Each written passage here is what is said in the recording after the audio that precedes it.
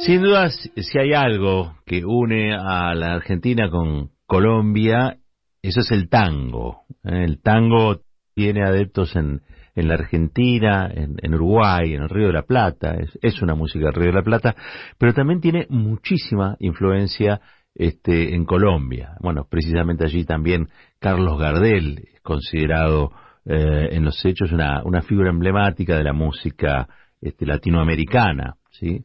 De esta música latinoamericana. Bueno, quiero decir, esto por ahora era lo que más nos unía con Colombia, pero a partir del triunfo de Petro, muy probablemente de aquí en más Argentina y Colombia tendrán muchas cosas más para compartir, ¿eh?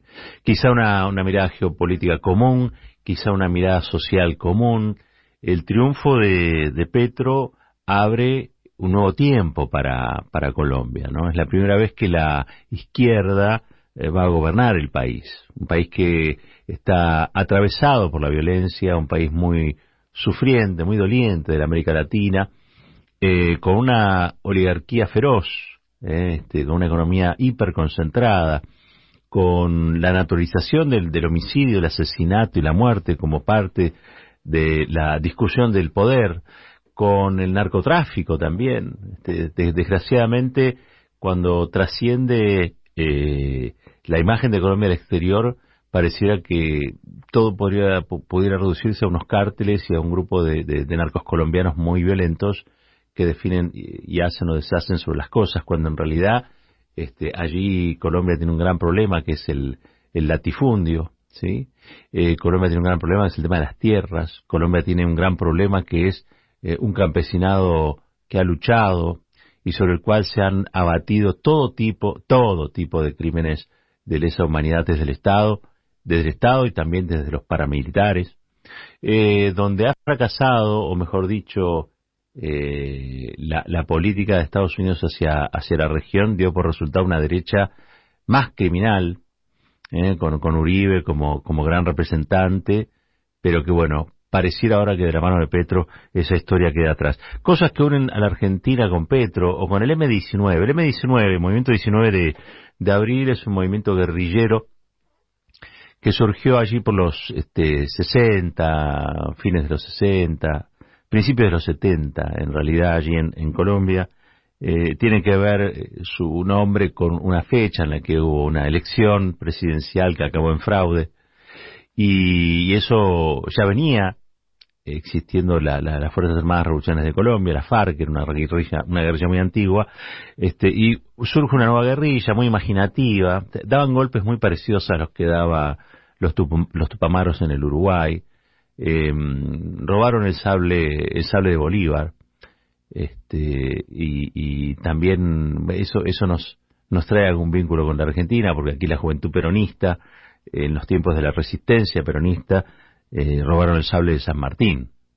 Así que bueno, ahí hay evidentemente algún tipo de sintonía entre ambos movimientos, bueno, de guerrilleros, en el caso abiertamente del M-19. En el caso de la Argentina, ustedes saben, la resistencia peronista tuvo muchas formas, ¿no? Muchas facetas. Una fue también, obviamente, la acción guerrillera, en este caso también con fuerte simbolismo, ¿no? Con la mística de lo que implica una intervención o un involucramiento en la lucha de ese tipo. El M-19 buscaba una democracia en Colombia, ¿no? Tomaba un poco de distancia de las guerrillas marxistas clásicas. Eran esencialmente bolivarianos, nacionalistas de izquierda, como se puede hoy enfocar, digamos, como podría definirse. Los argentinos conocemos mucho a una integrante del M-19, vivió aquí con nosotros durante algún tiempo, ahora está radicada en México. Me refiero a la escritora Laura Restrepo. Laura fue militante del M-19, fue guerrillera, luego se dedicó al periodismo, a la escritura. Llegó a escribir un libro con Bonazo, uno de los primeros libros que se le conoció es un libro con Miguel Bonazo. Obviamente después obtuvo el premio Alfaguara. Bueno, tiene una obra muy dilatada, pero vivió acá, en el barrio de Primera Junta. Allí vivió Laura Restrepo, y el M-19 tuvo una particularidad, que es que un día se desmovilizó. Desmovilizarse implicaba entregar las armas y entregarse a construir la paz casi en términos gandhianos. Se necesita mucho coraje para algo así. Petro es hijo de ese proceso. Era dejar las armas para pasar a hacer política de otra manera en un país donde las armas y la violencia definían casi todo. Armas y violencia que están vigentes hasta el día de hoy. La cantidad de muertos, el M-19 en su pico debe haber tenido alrededor de 1.000 guerrilleros, y la cantidad de muertos que tuvo después de la desmovilización, es decir, de la entrega de las armas, fue impresionante. Un poco le pasa lo mismo a la FARC, ¿no? Quedan a merced de grupos paramilitares, quedan a merced de fuerzas de seguridad revanchistas y vengativas, quedan a merced también de lo que es una política de represión que regula la intensidad según el escándalo internacional. Ustedes saben que todo lo que trasciende de malo en la zona es Venezuela, pero no, lo malo que sucede en Colombia no trasciende. Entre otras cosas porque no hay un régimen progresista, o no había hasta ahora un régimen progresista en Venezuela, sino un régimen de derecha, de esos que son bien terribles, pero ustedes saben, las corporaciones solamente plantean la violación de los derechos humanos cuando se le pueden imputar esas violaciones a grupos progresistas o a movimientos populares. Cuando esas violaciones a los derechos humanos las cometen gobiernos de derecha, no tienen la misma repercusión, no tienen la misma difusión. La verdad es que hubo en Colombia un genocidio, que es el genocidio del movimiento campesino, pero también de las fuerzas de izquierda. Me acuerdo una vez se armó algo llamado Unión Patriótica, allá por los 80. Tenía muchas chances de llegar al gobierno. Era una coalición de izquierdas, liderada por el Partido Comunista Colombiano, y le mataron a varios candidatos a presidente, pero aparte llegaron a la elección y creo que les habían eliminado también con atentados, con ataques, a centenares de candidatos, a diputados, a senadores, a intendentes. Brutal.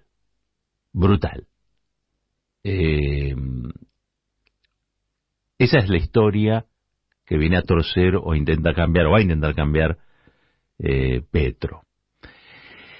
Muchos señalan esto, y de hecho yo estoy tratando aquí de rescatar el pasado guerrillero de Petro. Ahora, hay que decir que las personas son lo que su historia ha determinado que son, pero también la circunstancia que viven. Entonces, la verdad que definirlo a Petro como es guerrillero es dar una versión bastante limitada. Es como cuando se lo presentaba al Pepe Mujica como ex guerrillero, simplemente. Y la verdad es que estamos hablando ya de dirigentes políticos que apostaron a la no violencia, apostaron a la construcción de mayorías, un poco como el kirchnerismo aquí, ¿no? Construir mayorías sociales que puedan dotar de masividad a un instrumento político, de respaldo a un instrumento político para cambiar la realidad. Y en eso yo creo que Petro se ha destacado enormemente, y que la descripción solamente por su paso por el M-19 describe una parte de algo que es mucho más interesante, porque hay que convencer a una izquierda tan fragmentada, los niveles de abstención eran muy grandes, el surgimiento de todo el aparato de la derecha de un tal Hernández, un personaje que era motivo de memes y de golpe estuvo a las puertas de la presidencia de Colombia, gracias al trabajo en redes sociales y fundamentalmente al apoyo de las corporaciones. Bueno, es solamente el apoyo de las corporaciones ha tenido un papel muy importante en la instalación de una candidatura que pudiera birlarle al pueblo colombiano y a Petro la posibilidad de ser presidente en este balotaje. Lo logra. Hacer eso es heroico. Lo que hizo Petro es heroico. Pues son sociedades no como la Argentina, son sociedades muy volcadas, por miedo, por el terror paralizante que producen los crímenes, muy volcadas al conservadurismo. ¿Sí? Es como Chile. Chile se despertó, luchó, cambió la constitución pinochetista y llevó a Boric, que le hizo un homenaje en su asunción a Salvador Allende. Bueno, eso era impensable antes en Chile. ¿Qué ocurrió? ¿Qué pasó en el medio? Bueno, hubo una generación que se sacó el miedo de encima. En Colombia está ocurriendo lo mismo. Hay una generación que se está sacando el miedo encima. Esto es una revolución y para el estándar promedio en el que se desenvuelve la política en esos países, que es o derecha o represión, ¿sí? Y donde ser de izquierda o pretender alguna transformación te pone en un listado de víctimas. Lo que está ocurriendo es una revolución. Es una revolución en paz, es una revolución que apela a la inclusión. El mundo en el que Petro llega a ser presidente de Colombia es un mundo complejo, que no es el mundo de la Guerra Fría, es un mundo en el que los niveles de concentración económica frustran las posibilidades de los estados de darse políticas inclusivas. Por lo tanto, hay una pulseada allí, porque a su vez para ganar el voto popular y en virtud del terror paralizante y de las subjetividades que desarrolla, muchas veces necesitan estos sectores, le pasa a Boric en Chile o le va a pasar seguramente a Petro, hacer alianzas con otros grupos que son o no quieren o ponen en discusión cuál es el grado o la profundidad que va a tener esa transformación. Pasa acá, pasa en el Frente de Todos, pasa en Chile, va a pasar en Colombia también. Necesitas grupos que son minoritarios, pero que a su vez hacen pesar su fuerza en quizás no en un porcentaje rutilante de los votos, pero sí en lo que es la negociación, el diálogo, la interlocución con sectores empresarios, con sectores de las finanzas, con embajadas extranjeras que operan, yo diría, con mucha libertad y que deciden sobre los planes económicos, sobre las políticas sociales, en demasía. La región hoy es mucho más dependiente de los Estados Unidos de lo que era hace 10, 15 años atrás. Quizá eso se esté empezando a revertir. Creo que el primer síntoma fue Alberto Fernández presidente, junto a Cristina Kirchner vicepresidenta. Creo que lo de Boric fue... creo que viene Castillo y después Boric, Castillo en Perú, luego Boric. Me parece que lo de Petro va en la misma línea. Estamos esperando qué es lo que va a ocurrir en unos meses nomás en Brasil también, con la vuelta de Lula a la presidencia, y comienza a ordenarse una política regional con enclave progresista, que no es exactamente el eje que dio origen al Nolalca, por ejemplo, pero que tampoco es en un 100% lo que el Departamento de Estado y su injerencismo histórico pretenden para la región. Habrá que estar muy atentos, pero algo se está empezando a mover. Hay una revolución en paz posible. Petro en Colombia nos lo viene a ratificar, y hoy a la tarde, cuando Cristina Fernández de Kirchner en Avellaneda vuelva a hablar, muy probablemente se refiera a este episodio, a esto que ocurrió como un signo del tiempo que se viene.